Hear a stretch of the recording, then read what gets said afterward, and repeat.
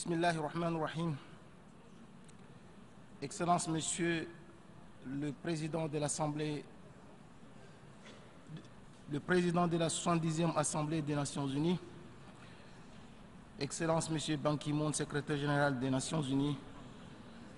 Excellences, Mesdames et Messieurs les chefs d'État et de gouvernement, honorable assistance, Mesdames et Messieurs, Assalamu alaikum wa rahmatullahi ta'ala barakatuh. En septembre 2000, nous étions réunis ici pour adopter un document historique, la Déclaration du millénaire, texte fondateur des fameux objectifs du millénaire pour le développement qui ont été au cœur de notre agenda commun de développement durant les 15 dernières années. Les évaluations réalisées au sein des pays, dans les régions et au niveau mondial sur la réalisation des objectifs du millénaire pour le développement présentent des situations contrastées, mais un bilan globalement positif, même si la situation reste mitigée. Il s'agit notamment de la réduction de la pauvreté qui a souffert d'un manque de financement adéquat, notamment dans les pays qui avaient les pentes les plus raides à gravir à ce propos. En effet, les pays les plus démunis et les plus vulnérables ont souvent un accès très limité aux ressources de l'aide au développement. Comme je le disais récemment à Addis Abeba, lors de la 3e conférence sur le financement du développement, même si les ressources intérieures de ces pays sont bien mobilisées et adéquatement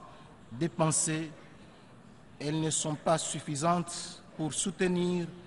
les programmes ambitieux destinés à accélérer le rythme vers l'élimination de la pauvreté sous toutes ses formes. Pour mon pays, l'Union des Comores, qui est à la fois un pays moins avancé et un petit État insulaire en développement, avec tout ce que cela suppose comme défi, le bilan des OMD révèle des avancées significatives dans les domaines sociaux. Ainsi, en matière de santé et d'éducation, les principaux indicateurs convenus ont connu une évolution remarquable vers les cibles attendues. En effet, le taux de mortalité infanto-juvénile et le taux de mortalité maternelle accusent des baisses substantielles, relativement proches de celles fixées dans le cadre international de suivi des objectifs du millénaire pour le développement à l'horizon 2015. De même, au niveau de l'éducation, les taux de scolarisation et les taux d'achèvement enregistrent une progression notable. Ces avancées sont le fruit de la conjugaison des stratégies pertinentes adoptées par le pays dans les secteurs concernés et des investissements notables consentis dans leur mise en œuvre avec l'appui des partenaires au développement. Par contre, le niveau de la pauvreté monétaire a stagné puisque le pays n'a pas pu mobiliser, malgré les efforts consentis, les ressources requises pour financer les infrastructures économiques et réaliser les autres investissements habilitants pour assurer une croissance forte et durable à même de réduire la pauvreté et les inégalités. Toutefois, pour un réel développement durable, il s'avère nécessaire de lutter plus efficacement contre le changement climatique dans les petits États insulaires en développement, tout particulièrement en mettant en œuvre rapidement le Samoa Pathway. Je voudrais souligner aussi que mon pays, à l'instar des autres pays en voie de développement, s'est doté de stratégies, plans de développement et autres instruments pertinents de pilotage du développement en ligne avec les recommandations des assises relatives au suivi de la déclaration du millénaire. Aujourd'hui, Fort des leçons apprises de la mise en œuvre de la déclaration du millénaire et des acquis engrangés au niveau du développement durant ces 15 dernières années, nous nous retrouvons pour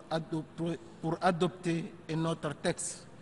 tout aussi historique et encore plus ambitieux pour le devenir de l'humanité. Ainsi, mon pays souscrit entièrement à l'agenda 2030 pour le développement durable et à la position commune africaine qui prône la transformation structurelle de l'Afrique. Nous apprécions hautement la qualité du travail réalisé qui a permis de disposer aujourd'hui de ce document consensuel qui devrait nous permettre d'être plus efficaces dans notre ambition de bâtir un monde meilleur pour tous. Nous devrons et nous pouvons réussir la mise en œuvre des objectifs de développement durable car nous sommes mieux préparés et la coopération internationale a enregistré des bons qualitatifs appréciables durant ces 15 dernières années. En outre, le programme d'action d'Addis Abeba que nous avons adopté à l'issue de la 3e conférence sur le financement du développement, s'il est appliqué, est de nature à nous éviter des désillusions encourues dans la mise en œuvre des OMD. Excellences, Mesdames et Messieurs, il m'est agréable de constater que les nouveaux objectifs prennent parfaitement en compte les OMD et intègrent de nouveaux domaines cruciaux pour le développement humain durable. En outre, la réalisation des objectifs de développement durable concerne bien sûr les pays en développement, mais également les pays développés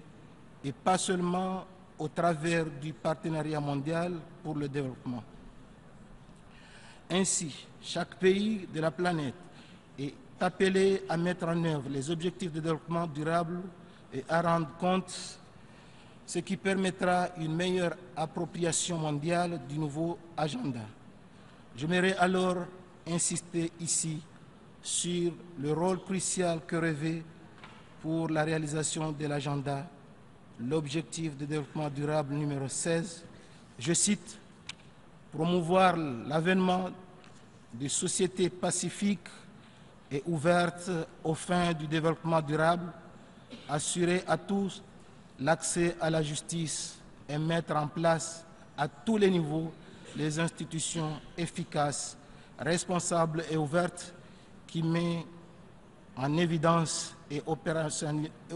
opérationnalisent les liens entre les pays et le développement. Je voudrais terminer mon propos par le vœu que ce sommet aboutisse à un succès historique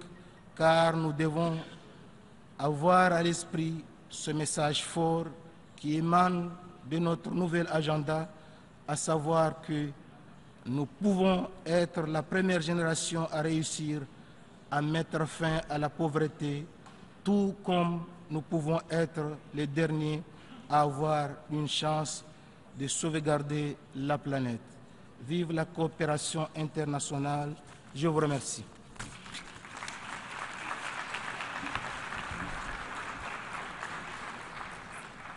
I